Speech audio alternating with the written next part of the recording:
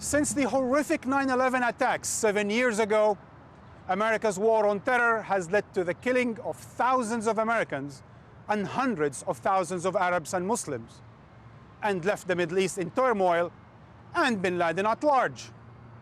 In the next 2 weeks, we'll reassess the threat of Al-Qaeda and the logic behind America's war on terror.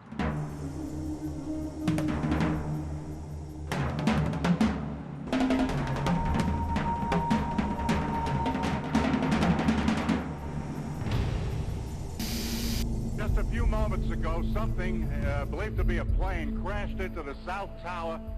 Before 2001, few people outside the intelligence agencies had heard of Al-Qaeda or Osama bin Laden. In an instant, he became the most wanted man in history, and Al-Qaeda the stuff of nightmares. Ambulance!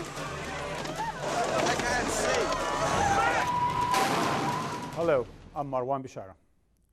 September 11 may seem like a long time ago, but the effects of that momentous day are still being felt here in New York and around the world. In today's program, we'll examine America's war on Al-Qaeda and discuss how a small group of extremists in Afghanistan became a global phenomenon. I'll be talking to the former head of the bin Laden unit at the CIA and to a former head of the Pakistani intelligence service, as well as leading analysts. But first, we begin with a report from Afghanistan and Al Jazeera's Hamish MacDonald.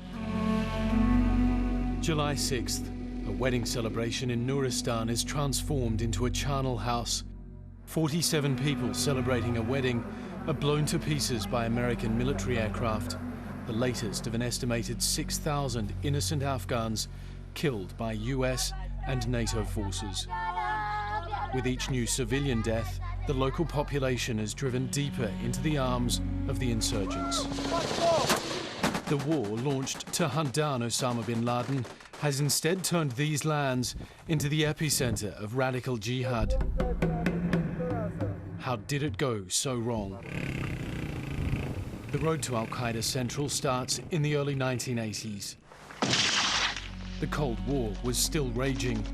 The US sent $600 million a year to help Mujahideen freedom fighters drive Soviet forces out of Afghanistan.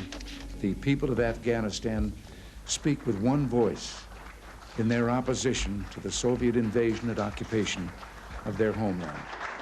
But to avoid a full-scale superpower confrontation, America couldn't be seen to fund the fighters, so it channeled the cash through Pakistan's intelligence service, the ISI.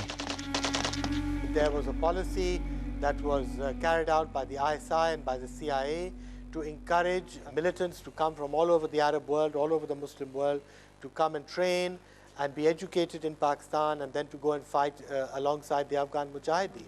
Some 40,000 people came. Osama was just one of those. When the defeated Soviet army pulled out in February 1989, rival Mujahideen fought for control of the country. Al-Qaeda was then no more than a small group of dedicated fighters. Al-Qaeda was, first of all, it represented mostly Arabs. Now, that idea of representing the fighters coming from the rest of the Muslim world ultimately took on this whole concept of global jihad. The call was answered by a series of attacks on American targets in the Middle East.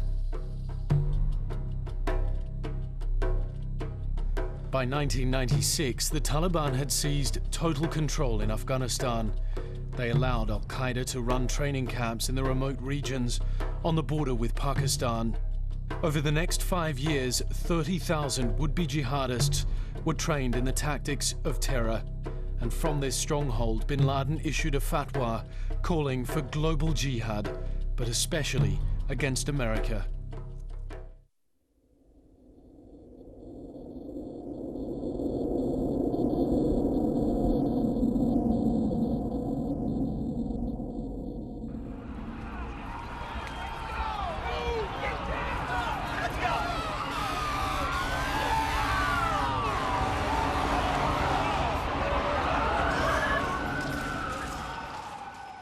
I can hear you!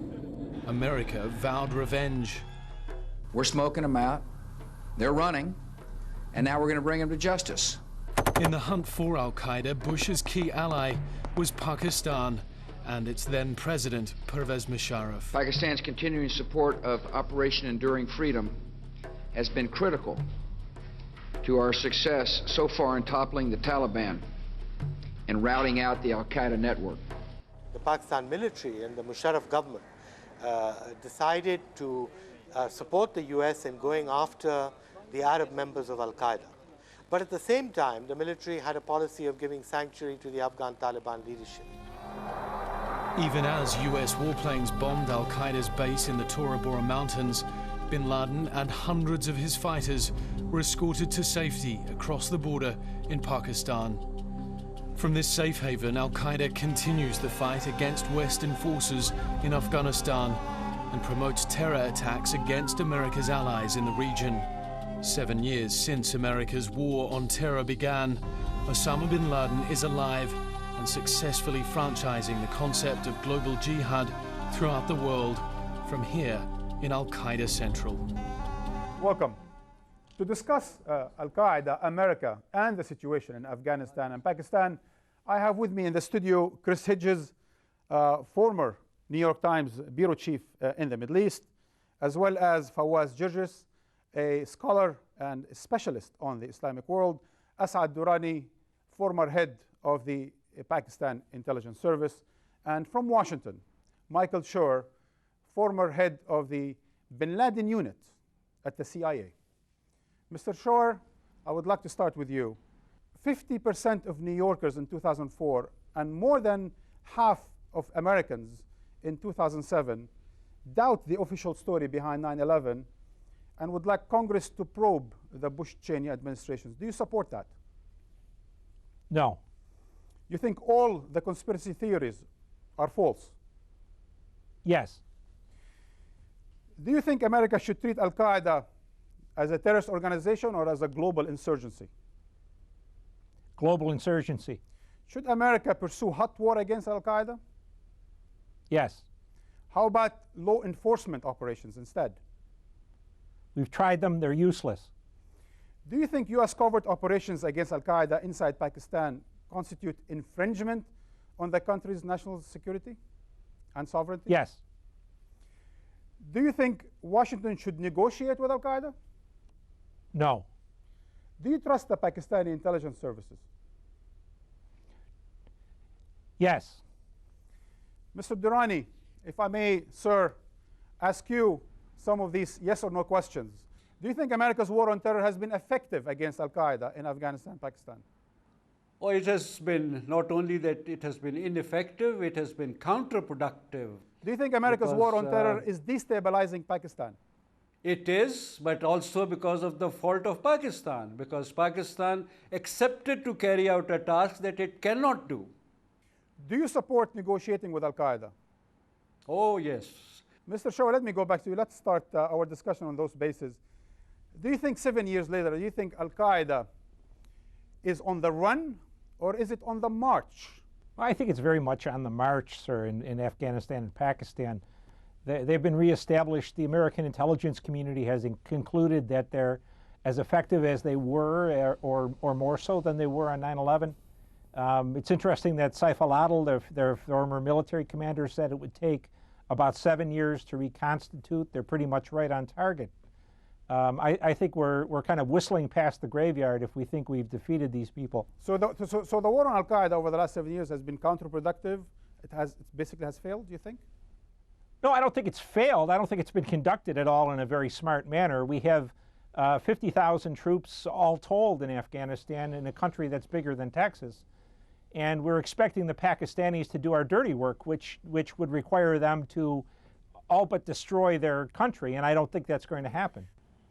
Mr. Hedges here in the studio, please. It seems that what began as a war against Al-Qaeda in Afghanistan has been or has evolved into a war of liberation by Afghanis. We responded to 9/11 by going after Al-Qaeda or treating Al-Qaeda as if it was a conventional military force and using conventional military means to strike out or lash out. at Al-Qaeda. And that, of course, is precisely what Al-Qaeda wanted. And so by lashing out by dropping iron fragmentation bombs all over Afghanistan and Iraq, and I was working in the Middle East at the time, we resurrected a group that had become, after the attacks of 9/11, a pariah in the Muslim world. I mean, the anger at Al-Qaeda for carrying out a crime against humanity in the name of Islam was immense. If we had built on that empathy, if we had realized that this was an intelligence war and not a conventional war, we'd be far safer and more secure. But what happened, Fawaz, is Al-Qaeda apparently became more popular in places like Afghanistan and Pakistan because of the human toll of that war. I mean, I think, Marwan, the Bush administration is making another strategic blunder in Afghanistan by lumping the Pashtun tribes and the Taliban, who are fighting for their identity, to defend their country from occupation, rightly or wrongly, with Al-Qaeda. Surely there is a marriage of convenience between Al-Qaeda and the Pashtun tribes and the Taliban. Let me take this point to Asad Durrani in Islamabad, because it is the so-called the danger of Talibanization now. Everyone is speaking about, and former President Musharraf did, and it's taking its toll. And this year alone, until now, more than 3,500 Pakistanis died because of violence. That means Pakistan is becoming as much as the site of violence as Afghanistan. Yeah, that is true, but that is exactly what happens if you wage a war with the wrong instrument. The Americans did it in Afghanistan, and we also started doing it in Pakistan. With the military, we started chasing these people, with the result that not only their sympathy wave went up, but the resistance spread not only in the tribal areas, but the rest of the frontier regions as well. Let me take this to Mr. Shawar. Mr. Shawar, do you still think this is a classic case of lose-lose situation in Afghanistan, Pakistan? It's a lost situation for the United States. There's no way to recover the position we're in now.